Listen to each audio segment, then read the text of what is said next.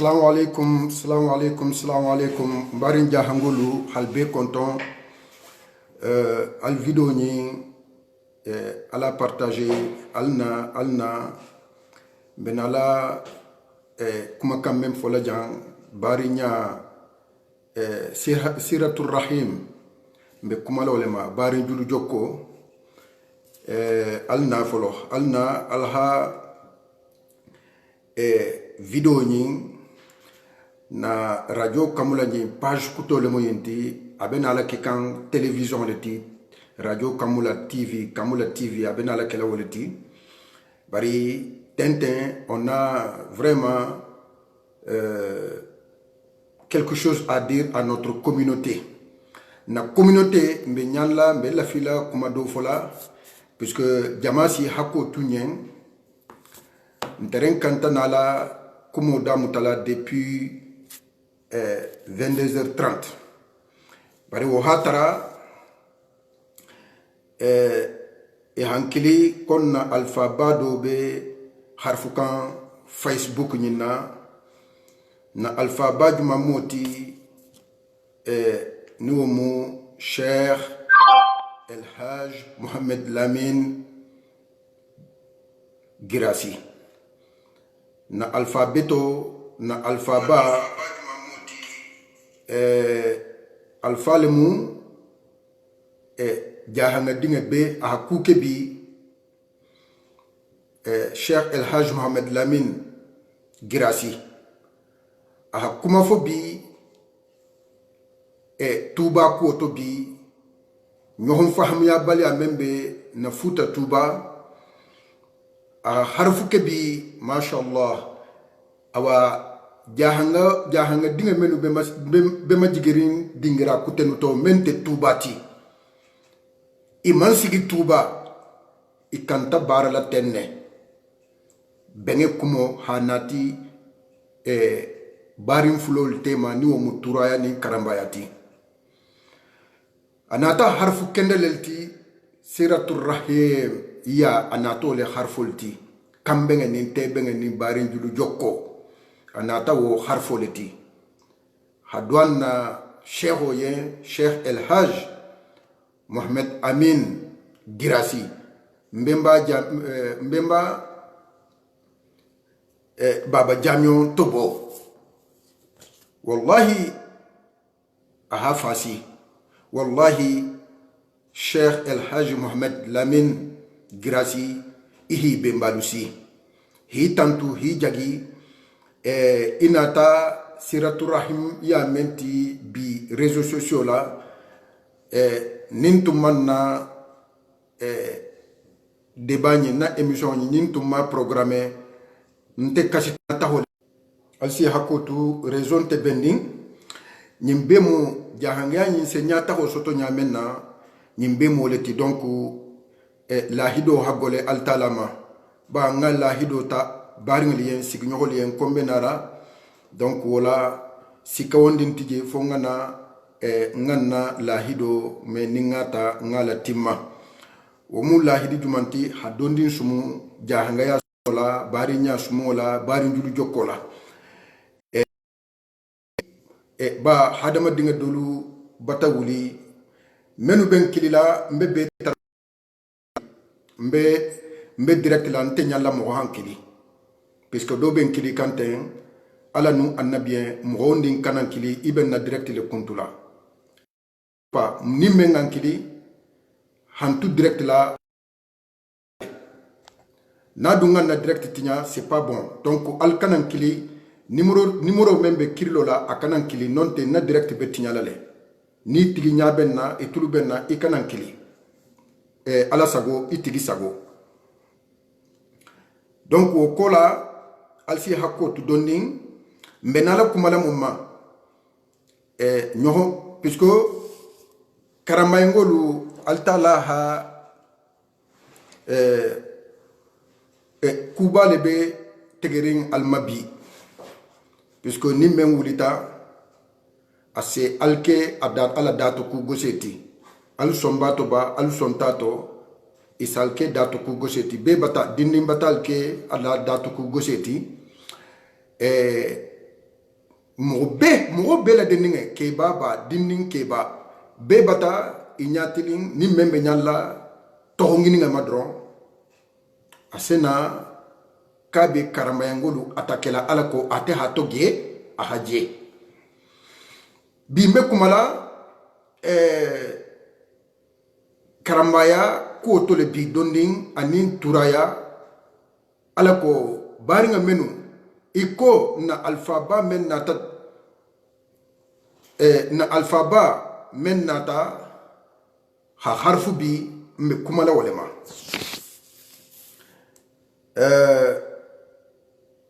Junior Jahabi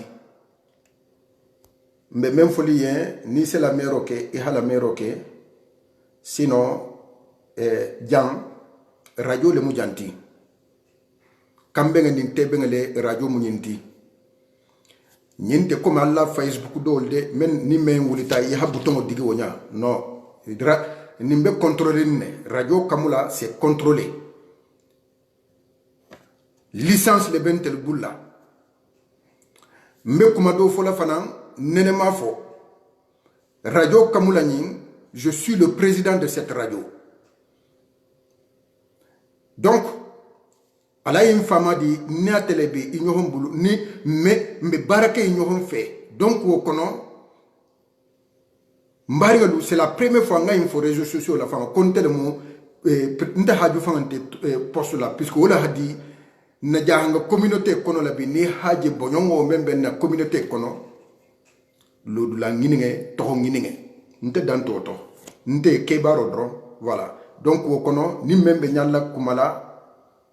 i hatta hila Facebook digi i hakumaje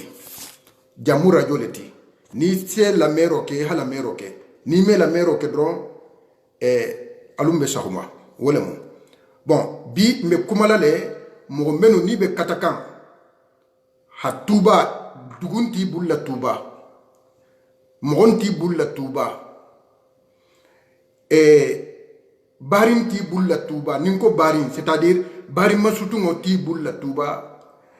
sate dugunti bulla tuba ibe nyalla hatuba ngolu kodu nyona hatuba ngolu hakelo dun tuba ngolu tema ite la sate be sigiri mewo message la tahala jomma al haji janke madi wo message mbala tahala la ma nyato dondi donc janni wote alsi hakotu nyen dondi voilà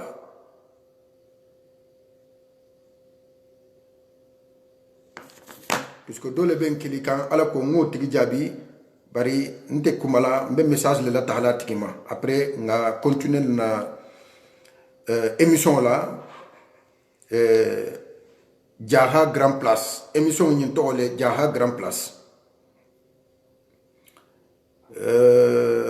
alsi hakotu voilà mbe message la taala yima nimma la tahama ñi tigi bi insister kan hankili akana na émission Tignamboula, donc au Saboula, je vais l'envoyer un message clair comme ça qu'il essaie de se tenir jusqu'à ce que je finis de faire mon émission. Après là, je l'appelle. Voilà, c'est ça. Bon, c'est fait. Donc, Mbaringolou Mbarin Jahangolo Hayinfo Beye Ntelu Jahangolo, on est riche, on est très riche, mais à la fois on est pauvre. Mubanaleti Ntelu Jahangolo bari mubulukulu ngaleti fanampi nyadi munganke banati munganke bulukulu ngati na communauté ni na jahanga yanyi ahadi na barinya ahadi bari modol bije iben na barinya nyi tinyakan iben na hakilinya tinyakoto munna hasidia sabula hasidia sabula wallah billah tallahi bari nte barin kunnangolu ni wo mu karamayangolu ti mbarin kunnangolu ala ha baraba le dialuma baraba munnan ko altala ha baraba le dialma karamayangolu hatugu ni mogo wulita mbe ku kiline folaliye mbarin nangolu puisqu'on kila sallallahu alayhi wa sallam a fadingel ha akele ha toro ha nie toro ha anin ko be kanya ha bayi habo madi makka atata minto anala mo jahun te nala ibarina le moti imame na jahanga sandol to kombarina do mo tembayla atata barina nkila sallallahu alayhi wa sallam nte barina ngolu mbe men fulaliye altala bata barabale dialma alsey lonko kullu ji ni'matin makhsudun kullu ji ni'matin makhsudun alwolonde alno almulonna lelti almulonna lelti de nema dunke o nema dunkelo nema dunke bela dendinge mogo nin altala hatigi nemale habila nin altala nemata habilo male hadamadin ke musu dindin ke ba tige tifin nin manso ke nematele wo tigi ma uben wo habilo ma alonko ibe hasidi alale nema dunke be hasidi alale ibe hasidi alale ibe hasidol be lolale ko mbarin kunangolu alwolo ala hasabari ba altala akoko inna allah ma sabirin ateni asabaru jongalemu ani sabaru jongalemu ba bi munteta ni mogol bam atala kiba ala kafula karamayngulu mam fusike mun fama be mutarim bi ni men wulita ahitunum karamayngulu la bari mogol sey lonko menu bi nyingel la bokan nu karamayngulu la hi nyingel la bo karamayngulu la hi fanke ko inin karamayngulu mu i baby i vrai visage il a masque be boyikan abel i baby fan identifier kan doy nyinte karamayngulu drona ngini de nimbe jaha bu mo bella ngini ndi ngabe ngake kilinti nga fata fitino la wulila ndama tema ngala saha ndama tema nimbungo men nimbummente bending ube ihalon ko karin te bending ni se no kumala itema e haben ake ime fuyu sotoje nimbarajo lente bari te ha me ko puisque bi kunding isaje foninke dolbe bola kite lu karantale donc ita karantale ihite la karanne kuite hawulo le kunto ihite la karanne kite habarin julu kunto le tronke ihite la karanne ki hi sigi réseaux sociaux la hamolu bemba nani ihite la karanne kite ha en natin na communauté konola nkanta mun kelabi puisque nken kanta in lonko mbebe mangini karales alkiama sinin nke barola nda mbulo ibulo men ite mbaringa ite bulo men na butongo digi ibulo men na butongo digi i halon ko karibe wulu kunto de la kabe kuma le fokan abe alpha dole le nanika abe kuma kan men fokan abe alpha dole le doya kan ite ho la vidéo partagée awa ite fana ni wo albe kanyanta nin junubi lemu albe kanyanta a junubo la alfa ma halo ne ko barinya barin julo abe jokire minto la resi mo keta sabuti habari malu bari ma ha julo kuntu barin julu kunto ke mbaringe kite hi isigidula tobe minto jahannama ite holo mbaringe ite bo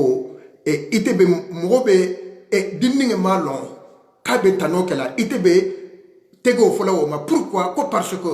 abe mo menu nani kan abe mo menu doya kan abe mo menu agresser kan wala honnante abite sondomela adun ko hasido mo men sirati tege hasidia tondo abi sondome kono iyo donc alun kanta mun kela alun kanta hasidiya yine bolan na communauté kono la bari abobe golala de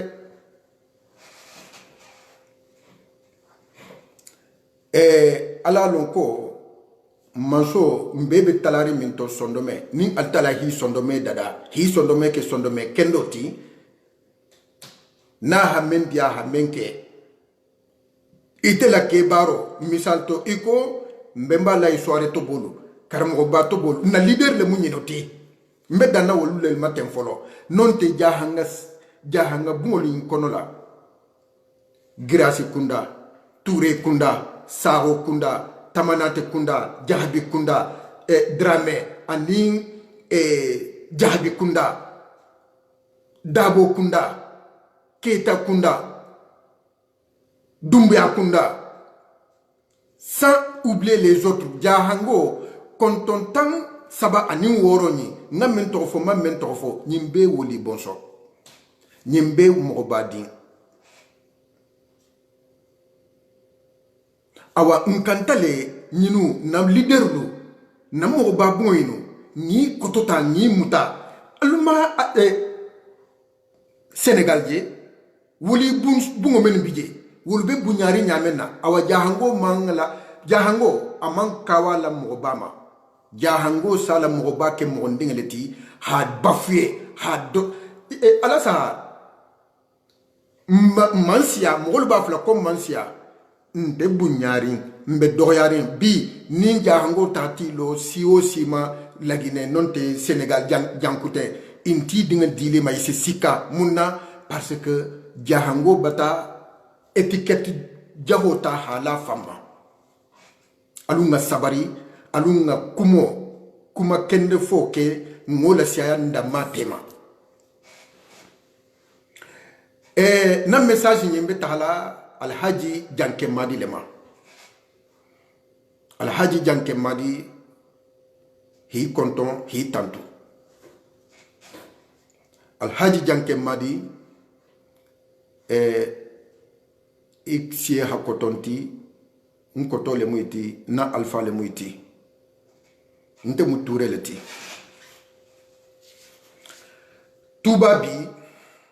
tuba ture kunda na alfa membije ture kunda bi alay khereba ture na khabilo kono la ture kunda nte koto le moti khabilo buloma alay janke madi alfa le muiti alay janke madi mogo menu ni bi fankela ifasarlati inyintiti billah wallah tallah inyintiti ila satel flenti problème keme bi la satel la iwulu satel la ala sa tron mogo men bi ikun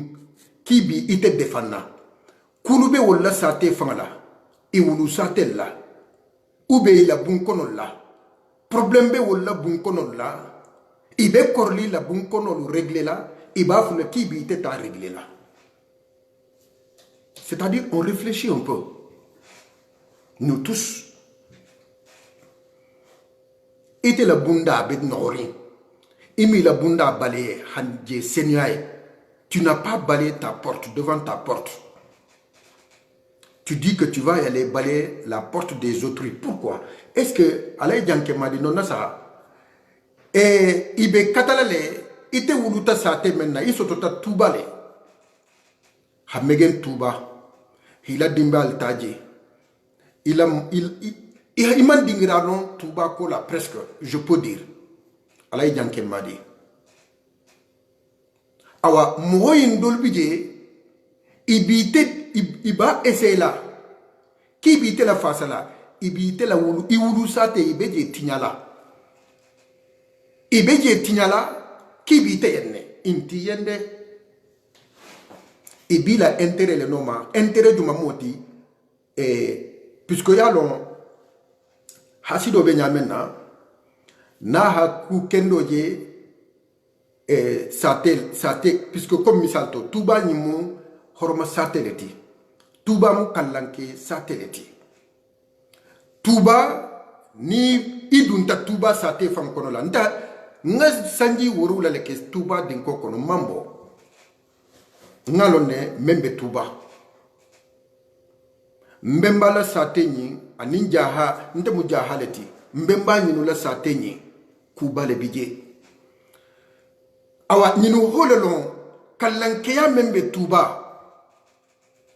Siratul Rahim ya membe tuba. Alaï Djanke madi iba fe hole tinya. Isi te dema ite wulu sate ho tinya. Ite la sate bije ibe non dada kan koma. Adu inte bunyadili ite mabi. Inte bunyadili masini. Fi kengo jate ke muta. Menu be in ko in tote. Hi fanke ite de malati. Hi fanke kite be tonyugo le kono. Hari be tonyugo kono. Ikanta munekela. Ikanta katalale. Ite ni habilo meni nyohon fahamu ya bali abeje. Ni wo mu karamba ya ti. Ibari ngelemu. Isig nyolemu. Ikula de nyolemu. Futo duntal tema fana. Iman dingra ondi lo tuba kola. Iso tuta jele. Ni ha miliaro soto bi Alaï Djanke madi. Ihi le miliaro dialon. Fo tuba. Iha bazen soto nyawo nya drogi kendo. Bazen kendo. Habule ikana na hidia. Iha bazen ble ikana godo ba fanga bela. I yaran Conakry konola. I hata i yaran Bamako konola, Côte d'Ivoire konola, France konola, Sénégal konola, Gambie konola. Non, il fallait me frima, il fallait me deila. Tant que il m'entend, tout balé, il voulait sate wala. Il a sate le mot tout bati, Alaï Djanke madi. Ni tata jele, ni la bazen ou le blé kana. Il te fait, tu te sens à l'aise, tu te sens apaisé. Awa moro yinube katakane hiteke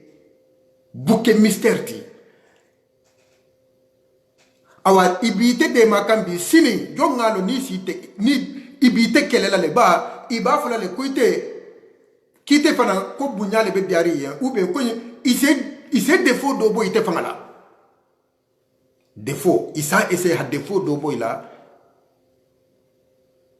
Hikele. Ibo le kelao. Ite wulu sate ibo tinyala. Isoto sate ibo tinyala. Et normalement, ni te ha ite nata sate la.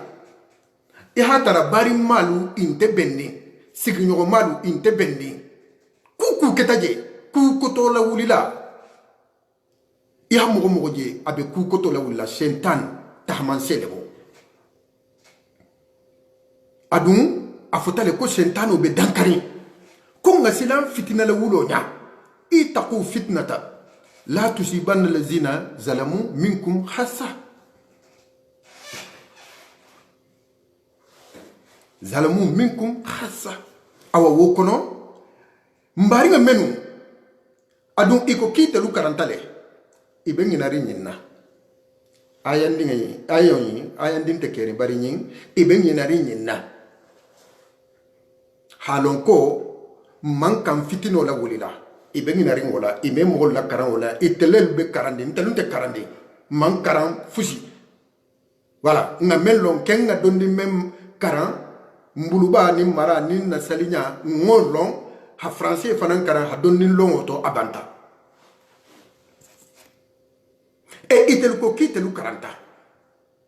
aduni hala korosi menu fanga benna filikan asiama a majorité menu bi fanke kan karanalti kitelu karantale kitela ha kitabo bele karan wo kitabun te dunia kono ni ha na titel ko to kimi akara awa wo mo len felenti na filila wo mo len felenti inte siratu rahma siratu rahim rahimiyakela inta ke kan inte barin julu jokki ke kan inte habila julu jokki ke kan inte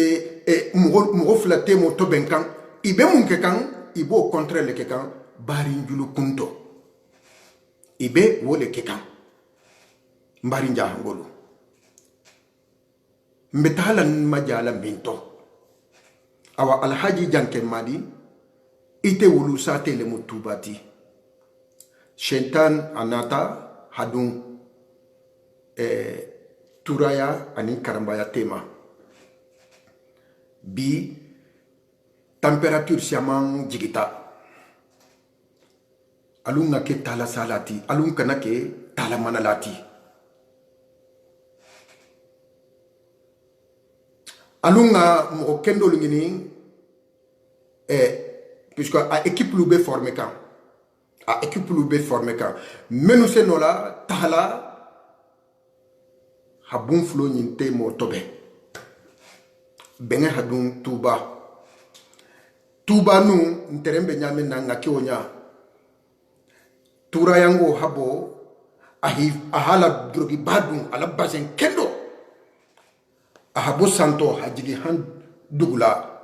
hatuba buluba na mara il circulait tranquille ni di akono la bari njulu joko kono bari nya kono la na hakili nya kono la mbe nyalla wolema me yala menube ku koto men ning épreuve koto men tambita ning abe suno kono la ni sunu koto le mo sunu en men tun tambita kelo men tun tambita yala membe na la woto sagi la ou bien konte bemba be tenne ou bien altel bemba be tenne ou bien altel be tenne albal fanna ke kan tenne mo membo foka kate karantale yala wo afamuta yala do bije karanga ni faham yaron te kilenti de puisque mo dol fam bije ibe kulol fokan na lonna do hankilile wolumala kunu ko dinni nga dobe kulolu tege la réseaux sociaux la kabe kumo men be fokan ko 80% kabe tonya tano ko kulo men fana be fokan abulla ate men ba fla kabe karani ke bayi ngole fonye kabe kulo men fana tege ka kulo kilini ka kulo siamambije ante saharin anta fo kukan Allahu akbar nko ha akoko yo nko ngala saha nyinel be mo la filika ni tata ko khala Allah khala Rasulullah sallallahu alaihi wasallam ni ho fotuma menna ibe sigirin ila fotay balu kan non te la sigira lu kan ibati fa barabarola confinement ni wahato nyinto ibati fa tep barabaro hanamo ko la namo fana wo mibula namo ni mibula wotumo kuma menna hidia ibo fola prutu kuma memko mfo menko ikana mfo mente barin dulu jokit ibabe fola ibe natikan hadunja hangolu sondome konola yo ibe habilo do altala yalo hasido la ko hagole ko wala la ko mbari nangol yen ko altala bata barabale di alma iyo ba afota janne ko kullu jin nematin mahsudun. Donc ni wo bonya nema dunke o nema dunke. Nema dunke o nema dunke. Nema dunke o nema dunke. Ase hasidi ale. Ase hasidi ale. Menu bi no hon kan ridolu koma kibe habilolu kodu ni nyonna. Albe diminale de alnin telu kembata damuta na haldia alsenna me.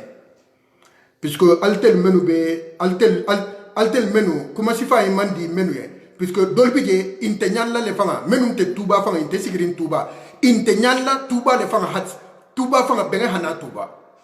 itella intérêt tato puisque il a intérêt du mantato puisque italien nim bengente tuba ici profiter wala hitelu fanga itel hakilo la ko nim bengente tuba itel ici itel fanga idama ila dingral iseno développer aba ibengina rin kukilina nim bengente tuba jahanga sate be hado bengen se tara dingrame mbe katala mbe munkela mbe katala ha bengele nati tuba alunga kuma kendo lufo benge kumolu tuba alunga fata bunkilinge ma hari tiga jeni kumo keta ha bunkilinge wo attaquer asomuba asonteba hari mo kiling et puis dolbije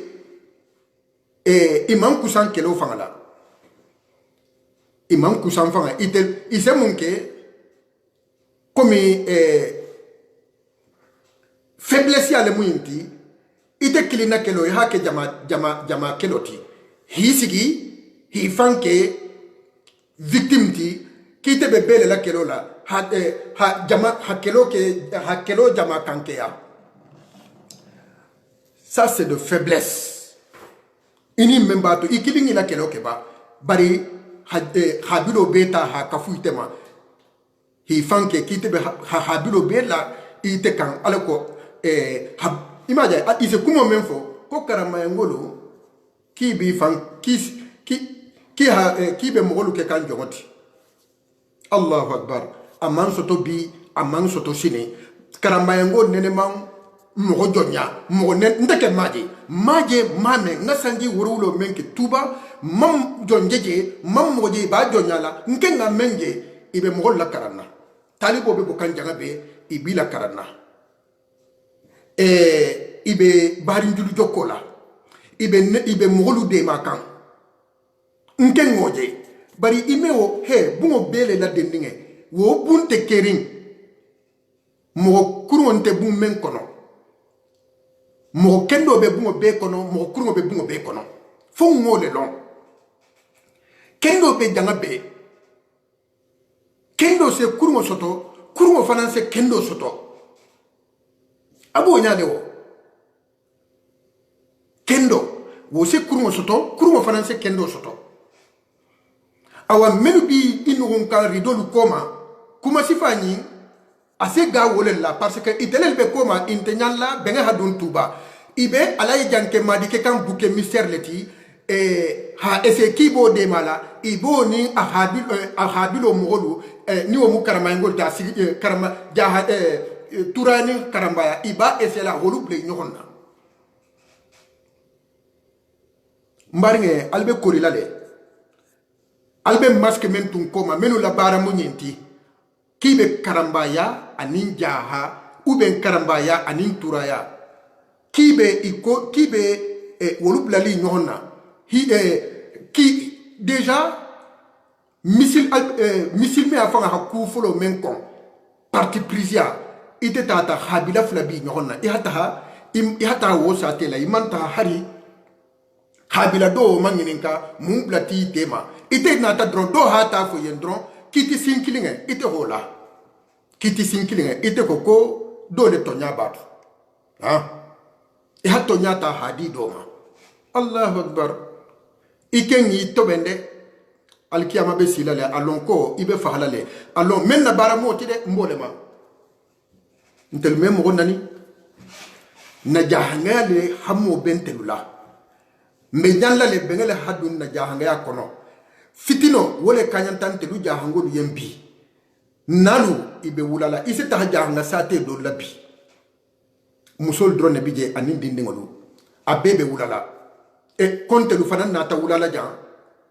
e nkorita godingini ngala nkorita londingini ngala hana kombi nyohonne e bemba nanila ube kombi nyohon horma farsila réseaux sociaux la a nyohon maluku nse mbulo kotota billah wallah tallah inte nene mammo bemba nani wa mukilinte nse nkali nene mammo nani fana réseaux sociaux la be hanjeja naniro ha fo hari hadama dinga ma nene make biringa mbuluba ni maralo ba nte lambente naniriti na alfalu manna karan nanirila awa menu be ko kan ninko ko kan menu manso ala sahatun ala janke madi ni ha video ke sani ala korosi 97 nsafo 98% moho menu ni si la video lu partager iman soto tuba ila hari kulante tuba wol mutato surula leti ibe munkela ala ko jahanga ya fanga le kana sumaya ibe munke kan ala ko iteni karamba ngolu kani nyohon famu al kana be adu in debunya dili mabi puisque hari menu bi soutenir kanu adol bije ibi makuma kay koma ko bunya le be diari ite ala sa ibala ibi totinya kan koma adu wonte alonko tuba le fanga mandi nyinu ye iwulu sate ibe nyan le iwulu sate le tinyala ni wo mutubati ala ijanke madi wo modu intila hera kubi intila sate la hera kubi ni bila heroku ibila sate la heroku ise munke ikebaro kanta kela munti ikanta nalale ini ibari ngemenu ni wo mukarama ngolti nyohon fahamu ya balia be ini ibari ngemenu tema ikanta nalale hibulo ni wol bulo dun inyohon bulo bari telu ala sahibe menke kar fefe ni image ni i haje bene na kandro isa essayer ha problème polémique donati awa ise lonko nyimbe nyageta menu tumbe jelendinge kila jelendinge ni hake ibela jelendinge ni nyagitale i menu fanan terembe ridolu koma ibe ridolu koma hajele karambaya yen ube mobabu indolien koma ibe tala hatadun koma wo mo fana ngasia awa wolu fana yalo karamo ba ko keta subhala bo ko letiwo ala la lungolum yalo subhala bo be nyamenna nemo men aninta men nim manso hadi karamo ba na to boluma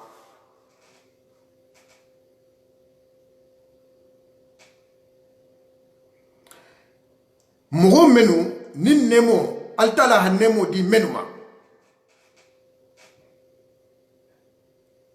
itelu kole ko woni wo manka mbarin kunangolu altala hakubale di alma ali alaltadi alama halon isondo me hanyuma yatu alkana mogo nani c'est fini dinni wolu fana de toute façon on a le contrôle nin dinga yin fana be kuma kanne cousin luba ani dinga menu ndo menu be menu tunse nanirol ke réseaux sociaux la karambaya ma fangala ni be kuma kan naniro e hada buluka naniro inte nanirkela butugun c'est fini ça naniro c'est terminé nin ala sonta nkense menu mano mbe katalale ikana nanirke yo hatugu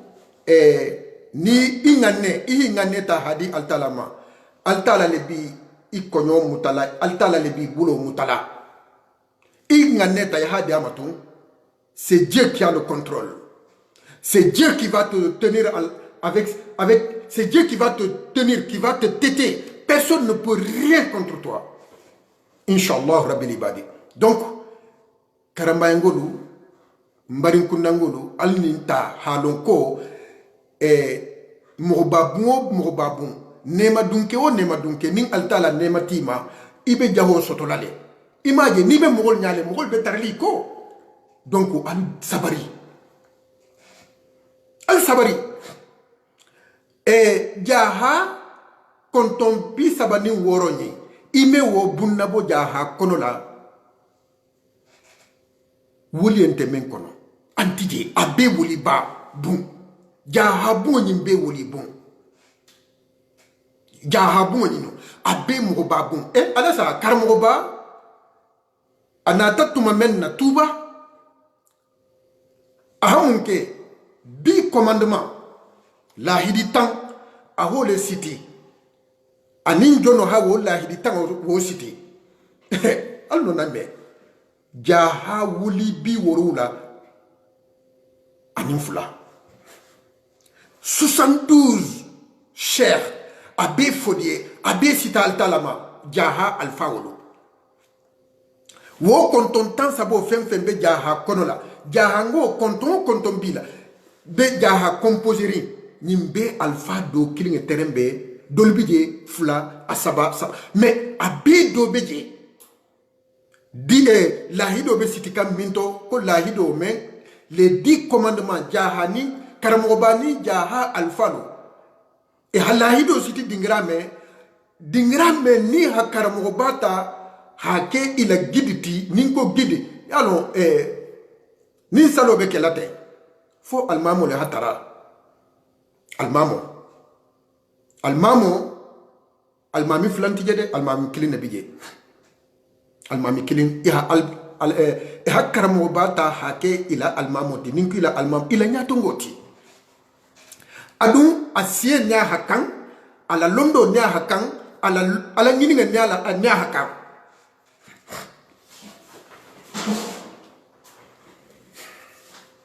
iha ke woti wodi commandement nying sikta minto allahido sikta minto toto dala tuba toto dala no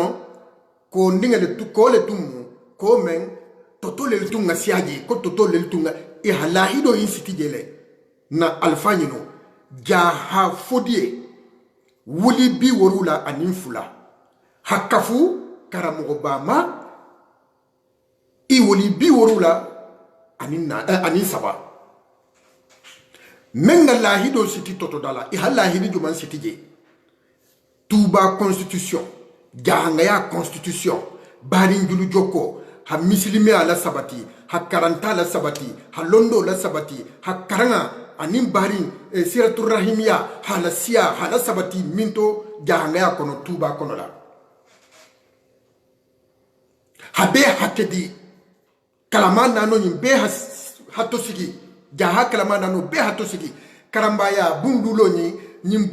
bunkilo ni habilo men jaha habilo menu kanta de la hakekilinti nin jaha men nata habo sate kutena ni te nata inati sigi isafiye ni nata dugutigo bije ni nata karmoba asafu ko ini nemo iseta isigi wodafi abeto sigita wonyale habari nya hatude nyohombulla hakuti nyohontama imalon ku jahanga hadi adun wolo beke habe lodula dima garangel ni la lodula numol ni la lodula jalol ni lodula e konton to mayi bela de ni lodula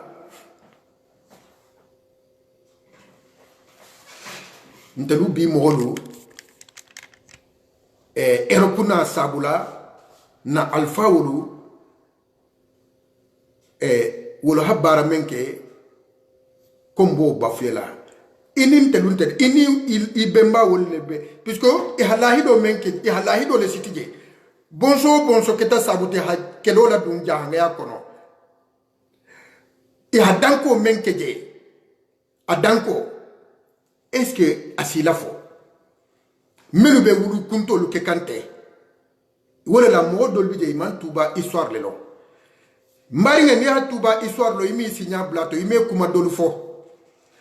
Menu ibe kuma min kenyi men fo kan alien. Ibal kilikan ha kuma din kenyi falien. Ha fo karamangol betene jaha bungo yin kari betene nyimbe sagirin tenne. Maringe Allahu akbar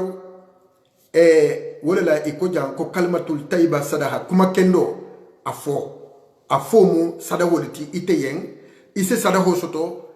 sadaho sekiyen nemo sekiyen memba la mela ani ibafula menya fanan na hala meku hala kaliku afanan asa nemo kilinga wo fanan soto bari ite hake ta kemboti ta ferenyengati ta manoti habun fula ko du nyohonna iyo habun fula ta kibi ko du ni nyohonna adu nyimbele de ninga jonne la ke bara munyinti menu be sigirin en majorité puisque nyabo le la ntelu menu dolu puisque ntelu menu dolu be sigirin ko kan na hariti bunti je na tiga nyahante tuba ko ila kurti ila jinte ila fente koko ila kurti buya nyingin ko ila kufuyi ila fuinte ba koma ila kurti buya wo be nyingin na pourquoi ila kurti buya be nyingin na munna adu dolbije ko fo itelu ko nemo membe tuba kono la kallankiya membe tuba kono kibo le la sala he tuba kallankiya tuba tamano mo karambaya tamano mo ko kiba la sala ta siaman nebe manaringo taola ta siaman neketa wo tao karamo bala tanyi ngata siaman la mana mbemba la isware la ta wole folo hatta siamana mana abeta lambana kan hansinin sago ma mbemba la isware al munne mala mbemba la isware ma ana ajuri a bela dendinge anin na jaha kontongo bela dendinge mbemba eno nyim pabilo nyim be kilinkilina al munne mala mbemba nyinuma menu katata hajaha ngaya nyim basige awa menu ko karamo bala nemo membe karamo bala bun kono ki nya tano ho nemo oje itulo tano ho nemo me adol bije fa ni hakarambaya ni be karam ni karambaya ni ha foko karambaya ni sagole mufanga ibe negole fanga tala hitulo soki tellement hasidi abata fa dolu sondo me kono la non te ite jahanga to wallahi ala ko ite jahanga to jahango kan la kallankiya kanta diali yenne jahango la kallankiya kanta diali yenne ala la sa munna si bebe jahangol dankan yo si o bebe dankan bi so la sa iben dankan alta so satella iben dankan ne ba nteluma hera ngane inyonye nimenga hero soto nga ese kombo la hero tumbuna ho hasidia awa hasido nyinu dolu inte karamba yangolo hasidia kande altala fanga ibole hasidia kan puisque altala ibata fo altala e ka hatara puisque altala le ho nemo dima misalto londo menabe manarin karambaya kono londo menabe manarin mbemba la soirée la bun kono ani jaha bungo nyimbela de ninga kono la londo membe manarinje munambe nying bun fulo fola puisque nyim bun fulo le keta sabuti bi jahanga ya jahangol malontale de bari kontontan sabo nyimbela de ninga nyimbe bemba do ke habaro kele jahanga nyin blanke de mata bari bi jahoya be nyim bun fulo nyin ko beteke bundo nyim wolbo jahoya kan dibito ni wo mumbemba la soirée ibo bungo dolbije ibo jahoya kan dibito ime hani ala bola bantoto nonte isafo ko ba mbe kalamba ya jahoya kan ni ko kombe do yin jahoya kan après mogol sen na tactique ni na plan lo donc mbe mun kelan sen fanke kombe bundo lu de mala hatara c'est pas vrai.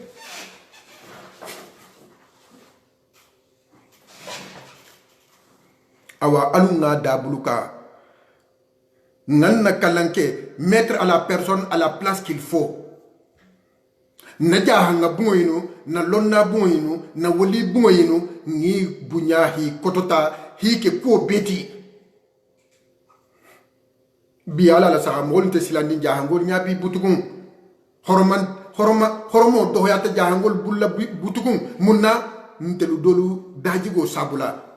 puisque nyata non ndama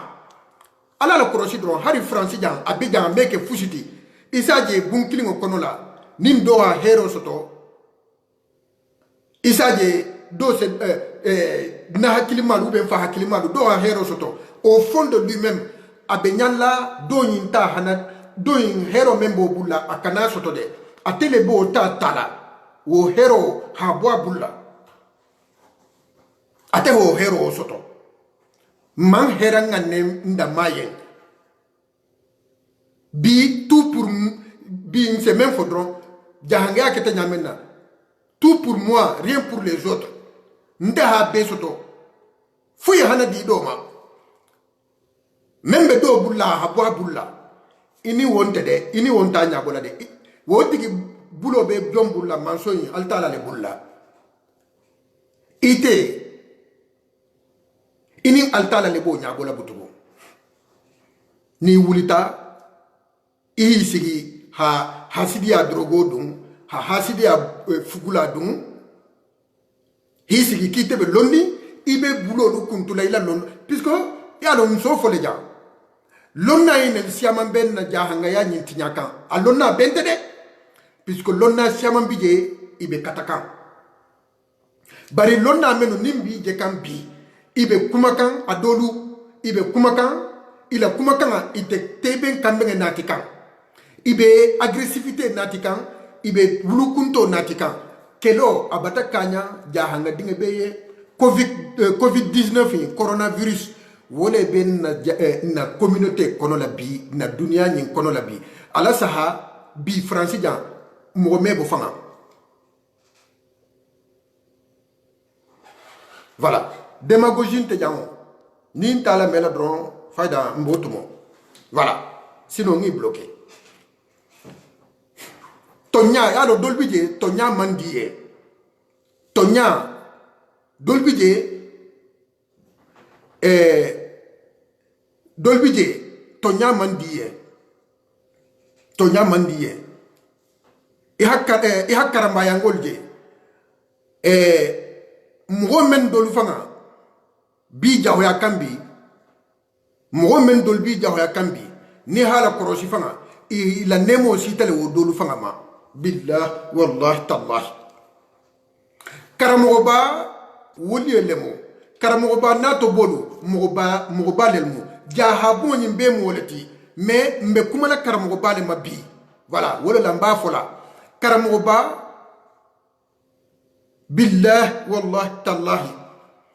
ngani na tubaku isalo nyamena ku karamayangolu bi ime jahanga ya fo iman karamayangolu sinyanta to antije mais que non c'est impossible puisque karamayangolu iketa sabutile i ha contribuer i taratale jahanga ni na contribution to ala nyata hoto karamayangolu voilà nani na tubaku de ala la saha karamogo ba abonso menu bota tuba hata sigi ko kan hasate la boy fangal yen iketa nemo le ti wo sate mo yen iketa nemo ti wo jamono konola ni tata Gambie Sénégal Mali karambayango menu sigita je Guinée Bissau yino karambayango menu sigita ko kan kakan nin konola iketa nemo le ti dingira ni siamanto e ite safo kibo bungo kelela altala ha nemo menkeje e wolo ha signalo menke hante amugo kendol bala mbaringe nkanta munkela na nemo bungolu na horma bungolu nkanti de malale hi soutenir ninga tinyaro je dingirame nga non tinyaro nga réparer ha a réparer tranquillement et ni membe fokantembe kudol ke kan jantembi hari menga men sara altaha sifa ke Sénégal adun hari Sénégal ngo dolba asifato Sénégal altaha Sénégal tubamba ke altaha fo Cheikh Serigne Bamba Khadim Rasoul Cheikh Ahmadou Bamba altaha fo kalbe alha kusifa dolu ke tuba ube albe karamangolu jahoya kanya moli doma ala taha sifa ke tubamba ke ou bien haral man taha tubamba ke de ali sigi Sénégal kono ali sigi Sénégal kono ou bien ibe sigiri ila fauteuil menkan francija tubamba ke moro ino Cheikh Serigne Bamba ato bolu i critique de adu wolbe ku ke kan karambayango mi afar ta farlo ke kan iyo wolu critique de ni wolu critique ni be Sénégal le ici là au Sénégal fanga yo tuba mbake mo ino ise tahi noma ike mebo bantoto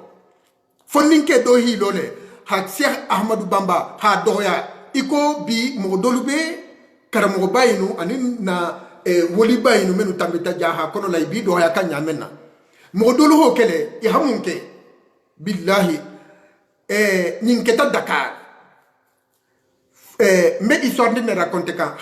haitalla ko jahango malam ala leader bunya jahango amon kuja la leader to image wole lam besagi kan kodron jahango mbesagi kan kodron puisque hasidia besiarin to mbe na bum mbe na mobalu bi do yakan mais kawana mobama ni histoire ndinga imba raconter la ala hala me beteke ala hala me wala message ni main vidéo men ke kan a jensen beteke jahanga dinga be jango jang ala partager voilà na page kutoni al sena émission kendo luje ni ala sonta histoire ndinga ni mumunti foninke dole bota a hinuhum Facebook la hi sigi Dakar Cheikh Ahmadou Bamba Khadim Rasoul Tubamba ke moro abo doya kan ko be ku menu ke kan ko ku ke tante ha doya imam fusifo muritolu hari police lo hangini imagine Sénégal hila moba Sénégal mumbe Sénégal fanga ressources fante Sénégal Sénégalais ha moba bungolu bunyale Sénégal man sakunda ha moba bungolu horomale ndelu jahangolu mbenna mo babungolu mba ese kan ko hi tumbon ko hawolu doya hi ike mo ndingati mo lo hajutima ngake alake ko ni hi lawulu fatinge fa do tasi king iyo après mbeta hala nyom ko tonna mo ko tenel ko tola nin ala sonta ala continuer ro voilà bon wokola i ha foninke ngini imala sotono puisque réseaux sociaux le imala sotono i ha munke tubamba keje FBI bele ibulula ninko FBI mogol bi bulula menu finance mo mo sifa langini ila talibol fanangulu tay ha munke i ha foninke nyi i ha musole bulala i ha muso bulala nyadi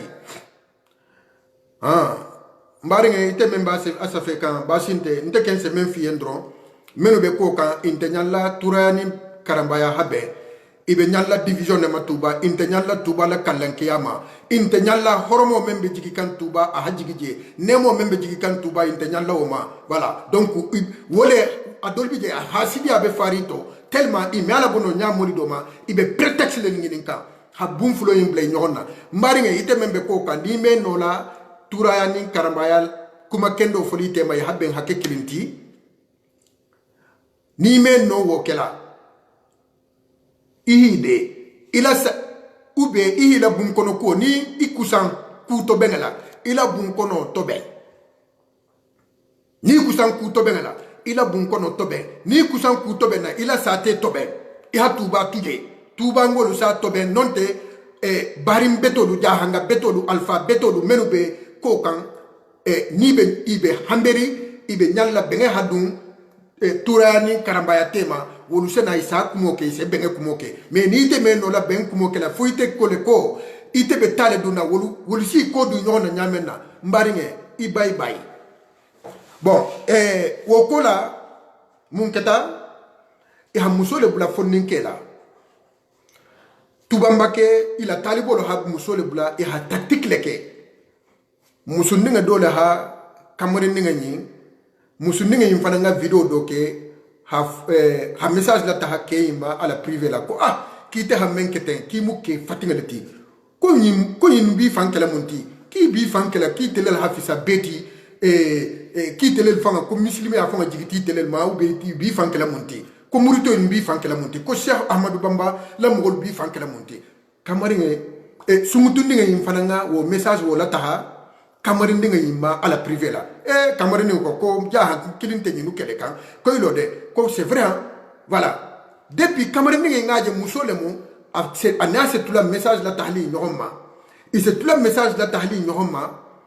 faut tout maninkling sumutundinga kamarindinga ko sumutundinga ko vraiment ko ake mba fengi nyonje ila ko hadinte fangaye sumutundinga ko y a pas de problème qui me mintole Kamarin kaye kombe kabe Dakar le kibe Dakar mintole ko iba fe ngata hiya ube ite hananya Kamarin kaye ko non ko ni se no nalanya I hananya awa akuo ketatenne sunguto hamunke akoko basinte ko dingra to ben ila bunko no to ben benare ko leri na dron 14h to mo 15h ko entre 14h et 15h ko benare sunguto kaye sunguto ko faye kamarin ko basinte consent ntobe kamarin ni sunguto ibi nyon kilila iba ilati nyonna ibi nyonna ibe téléphone numéro ibi nyon kilila rendez-vous heure siringe muritolu I haduoni kamarin la duo kamarin fa be immeuble menna muritolu I hadje be mutale ha be encerclé I hadje be encerclé Sungutundinga yinsine aning muritolu ila talibu kuntigo indolu yelete nyohonfe bunkono iyeleta sunguto hada konkon wotumo kamaringa fanga hi tobe faida donni ne baballa wala ahi tobe mbete kabe muso makonondi sunguto makonondi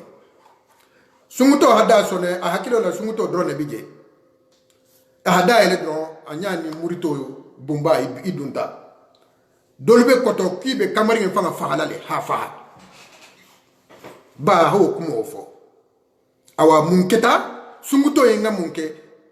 wala ya kamarin yimuta ya muta hadi police ya kamarin police le fanga nata ha kamarin bo puisque ni ini kamarin jigita wo kan mogolbe koto itumbe dimini kibe kamarin fanga kibala kanin fa ho drone haka comme même maite la morola alwo la sahade ntelu jahangol be sigirin na lonna nyinu namu ba bungolu mbi ike kam mo ndengalti namu ba bungolu mbi behula namu ba bungolu mbi ke kan hasido ni ko beti mbeti la réseaux sociaux la hakko beke ila voilà ite mbaringe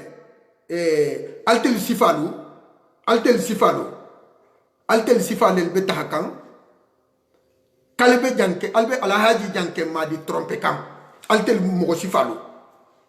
ite menga message ça fait ten altel mo sifalu altel elbe alay janke madi alba trompe kam alla fusintije altel be nyalla alay janke madi ka kani firin akana la bazen dun tuba hi firin alay janke madi ibang amo sifalu ibe menke kan ibi ila sate isoto sate ibe nyalla wole tumbuna yo alay janke madi ibang para. C'est des gens,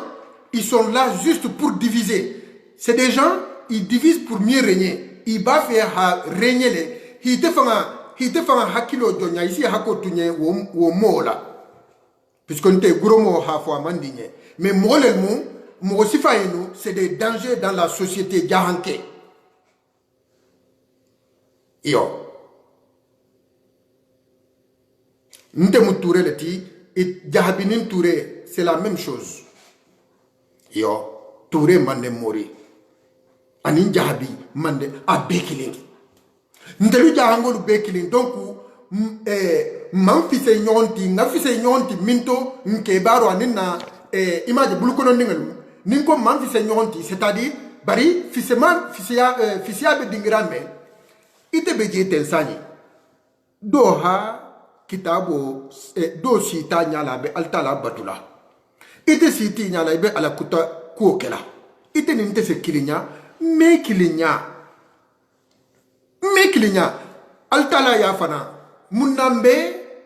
mbe arjana ngina mbe salila pourquoi mbe salila ni haje mbe salila ala kon kana kilinya al kiyama sini ala ko sini nasalo hakke sabuti ahanna dum arjana bebe salika wala tamako ala ko ise dum arjana nyamenna donc moba yinu wuli yinu ala la mogo yinu i hafisa le mente ala la mogoti ça c'est clair et net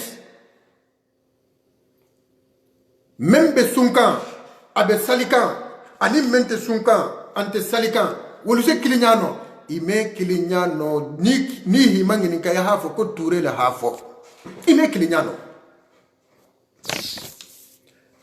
donc alunga hasidi abonna communauté kono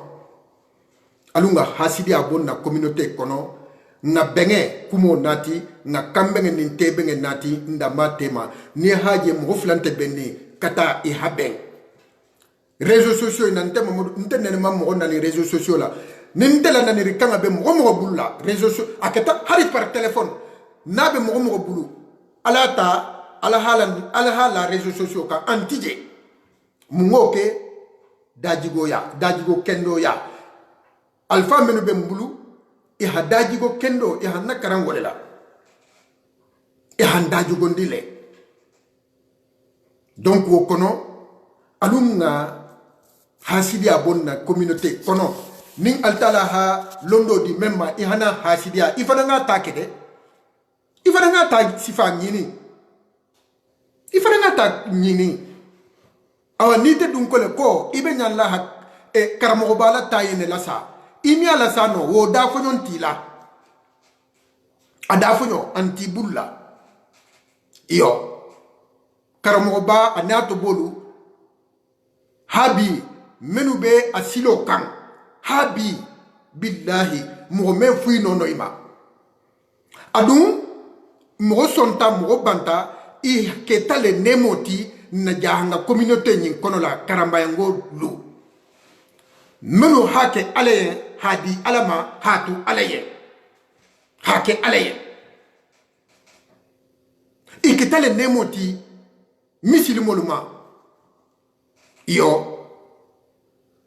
même bebe fokan alien ko karambayango lu betenne ibe sagirin tenne mbari ngadu mo menu alunte histoire he alungini karo ke ko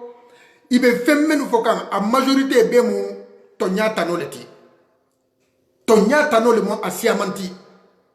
ko karama ngol be tenne ibe sagirin tenne mbaringe a majorité c'est pas vrai a dolbije to ngini ngele mo dolbije puisque bi ni men wulita abe nyanla tohoma abe nyanla atoho hafo bari ito hafo siraturahim yala ito hanafo barin julu kunto la ni membe fe ato hafo dron ase munke ko fa hi den karambayangol la ko karambayangol be tenne i hi fanna bu ibi fanna bu nyakanne ibi fanke kan ki tele la hafisa ibe fisma mais alu wala nade a preuve do nati de ala preuve lu nati bari ise menje ba fo kan il m'y a preuve là bo téléphone là ou bien nakum ala la bo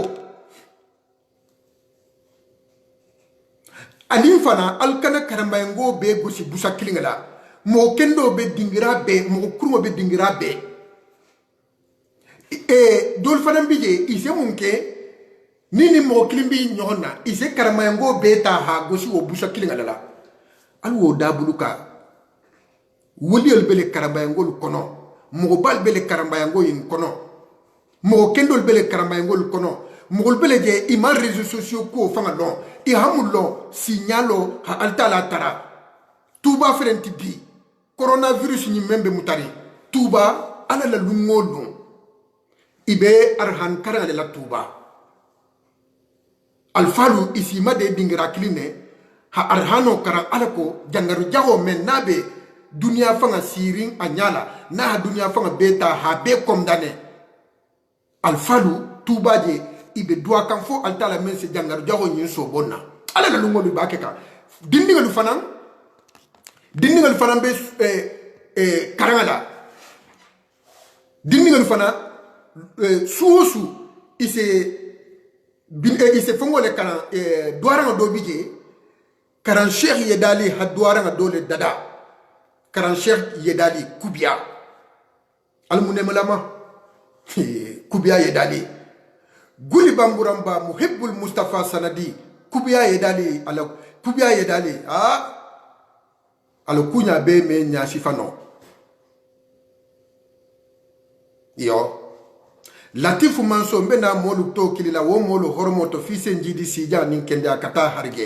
harge te mo menna dunya moto felela bi mbole tilola nin harjigen ti bulla bi inti la sahala le fama nin godi ndimbi bulla dro ite hisi ga hadro bable kana ihana kibe moholu alfalu ube na mbembainu kibi idoyala adu na alfaulu ihalla hidolo siti toto dala la hidi menga gole awa alunga dabuluka nakumo mba kun faala jam alunga ben ntelu menu dolu ninte nimman soto tuba nte man soto tuba o membemba ha tuba sigile nala anin fala nyinu be hado kele tuba ntendim fana nga sanji woru la ke tuba dinko kono bi tuba khalifo membe khalifa yala na wulu fandingale mo na a wulu fandingale be khalifa yala tuba bi alay khazali buhariya awa tuba alunga hero saba hanati tuba alunga hero kumo ke tuba ngolu da matema alun kana ke tati hatuba ngolu janyala ibe kokan ninko ibe kokan iman soto tuba ibe sate kutenna iketa jango jamoti mbaringe kuma kendo fo nonte hide mbaringe ni tebe kokan ne inte nyanla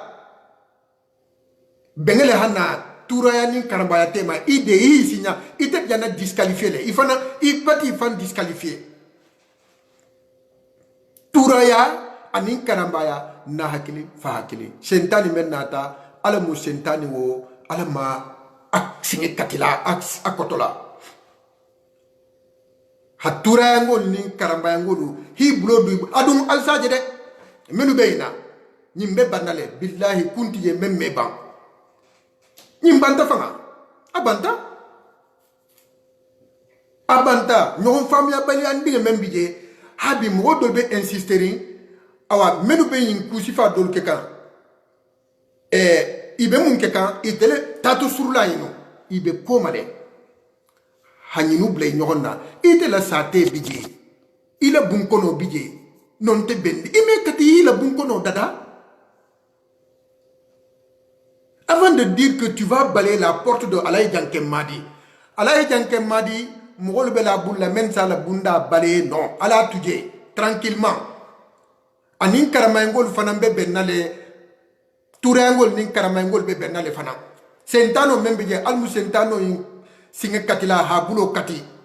Hatulo Suki, Hada Mutala, Sentano. Sentano Membe Touranin Karambaya Tema. Marigi masa altala ala musentano ina korila ala ko menu be ko kanibe taduna ki hi fanke nonte ite ko ki karanta ite be kiti sinkilinga lala ibi lala habila kilinga kan habila kilinga kele est-ce que ite la londo wo hi te nafale ami nafante ko nkami nafa idara londo janni bi la londo kela ha wulo lu kunt ime wulo lu jokki londi sentano le moti londi barkarin toti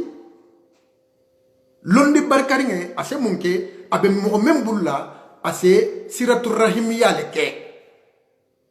iyo واعتصموا بحبل الله جميعا ولا تفرقوا بكم فعلا ولا واعتصموا بحبل الله جميعا ولا تفرقوا ندين هن بارينيا جلو نيموتان مسلمي جلو ميمون بارينيا ني جلو نينتيدي نبارينيا جلو من الفا ملو ني تامبيتا نولي بانينو